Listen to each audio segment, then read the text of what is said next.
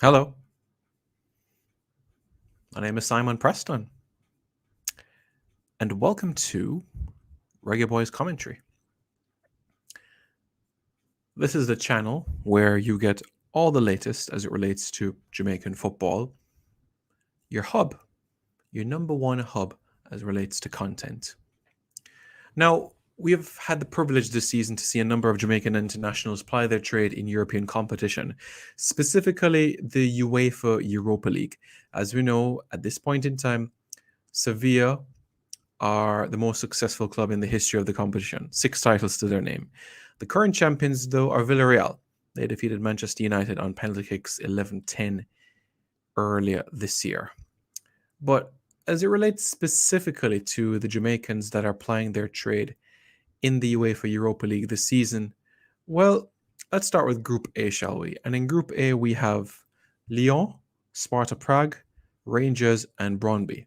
Now, Kemar Roof is at Rangers, Reggae Boyz striker, and he scored recently in a 2-0 victory over Brøndby. This has taken Rangers up to third place in the table, and they have 3 points now. Halfway point, you could say, of the group stages. If Rangers were to finish in the top two, well, if they win the group, they advance to the round of 16. If they finish second, they advance to a preliminary knockout round. And if they finish third, then they'll be transferred to the UEFA Conference League, which means their journey of European football would continue.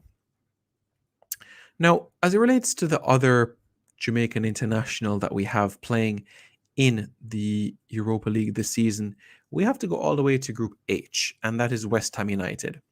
Yes, Mikel Antonio. West Ham United have started like a house on fire in the Europa League. 2-0 victory over Rapid Wien, 3-0 win over Genk, and a 2-0 victory over Dynamo Zagreb out in Croatia. 9 points, 3 games, 7 goals scored, and 0 conceded for West Ham United. Top of the table, top of the group in the UEFA Europa League. Another 2 victories, and they'll be secured a spot in the round of 16 of the UEFA Europa League.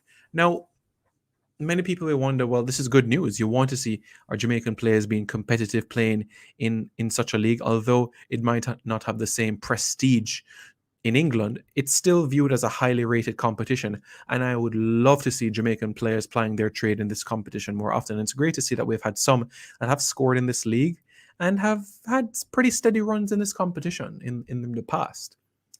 But the question remains, will playing in this competition affect the Reggae Boyz, the national team? Because as you go deeper into the Europa League or other European competitions by extension, even the Europa Conference League, which we'll see next year, the fixture list is going to look like you're going to play games Thursday, Sunday, Thursday, Sunday, Thursday, Sunday, Thursday, Sunday, Thursday, Sunday, Thursday, Sunday, Thursday, Sunday.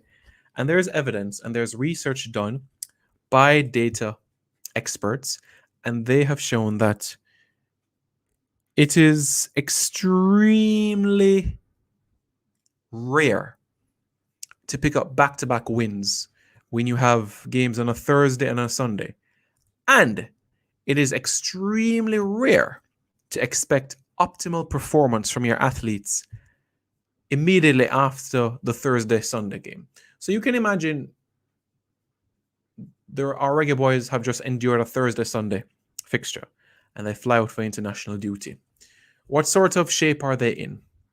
Legs jaded, long flight across the Atlantic. We know they'll get some good medical attention. We know they'll get the necessary treatment they are. But that doesn't tell the sort of shape or mind they're in. But you might say, well, Simon, what do you expect them to do? You expect them to just not play their best for their club and just drop out at the round of 32? No, not at all. Not at all. And I'm not asking them to play within themselves as well. I'm just pointing out that we have qualifiers in January and in March. The good news is that the Europa League, the Conference League, the latter stage is around April, May. While the World Cup qualifiers, at least the Octagon, will finish in March. If we head to the Intercontinental playoffs, that is June. So let's just tell ourselves that it's going to be a heavy plate of football for Kemar Roof and Mikel Antonio. So from a Jamaican perspective, we have to bear that in mind about the number of minutes that goes into our players. And depending on the opposition, depending on the form of players as well, we might have to look slightly in another direction. Not in terms of a new face, but in terms of a different dimension. Perhaps Shamar Nicholson up top. Perhaps Darren Mattox up top. It will also keep the opposition guessing, keep them on their toes, maybe even force them to overthink. That's the beauty about football as well. It's difficult for the opposition to read you, especially from a Jamaican perspective, because let's not kid ourselves. We are the enigmas of CONCACAF football. We're hard to read. We're hard to play against. We're just a difficult team to come up against. So that's something for us to bear in mind. West Ham United, the top of Group H at this point in time, 3 games played, 3 wins, 0 draws, 0 losses, 7 goals scored, 0 goals against, a +7 goal difference rather, and a +9 points in the bag. Dynamo Zagreb has 3 points, Rapid Vine has 3 points, and Genk has 3 points. In Group A, where Kemar Roof is, raise the roof for Kemar Roof. Raise the roof for Kemar Roof. Go Google the ball and name Kemar Roof. Group A has Leon. Leon has 9 points, Sparta Prague has 4, Rangers has 3, and Brøndby has 1. Granted, if Rangers finishes at the foot of the table, that's it. That's it for their European commitments. But I expect Rangers to finish at least 3rd in their group. So I think their European journey will continue. How serious will they take it? We'll see, because it really depends on the amount of pressure that Celtic will place on them in the Scottish Premiership. Will Celtic mount a title charge on Rangers? Will Rangers still have the gap that they currently have?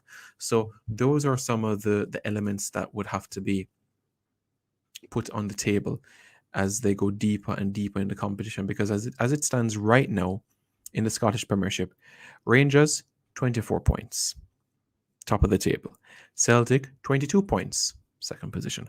Hearts, 3rd, 21 points. Dundee United, 4th, 21 points. Hibernian, 5th, 15 points. So the top 4, 4th and 1st, is separated literally by 3 points.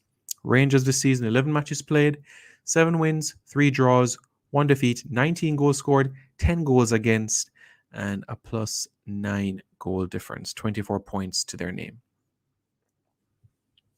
So that is the latest. That is the situation right now with Rangers. West Ham, I don't expect them to be a team that challenges for the title, but it would not surprise me to see them finish in the top 6 again, I should say, this season. Well, let's see. Reggae Boyz fans, what are your thoughts? Let me know your thoughts in the comments below. And don't forget to subscribe to Reggae Boyz Commentary